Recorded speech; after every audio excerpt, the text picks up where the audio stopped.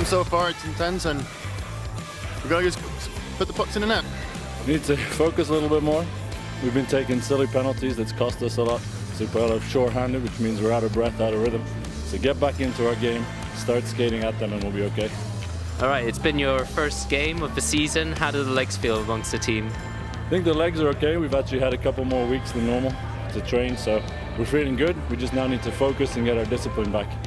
And lastly, now you won, the Luxembourg team won gold early in the spring. Do you find that will add more pressure for the Tornadoes this season? I don't think it will add more pressure. If anything, it will help us, give us a bit more of a boost, give us something to fight for.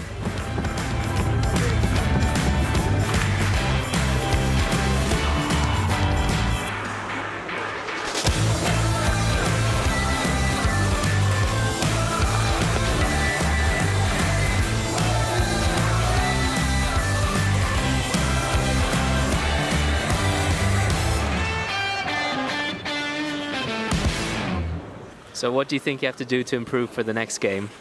We have to play better defense and not let go, for a single period. You saw that in the second period. We just stopped, being organized. It was all chaotic. Some mistakes happens, but that's life.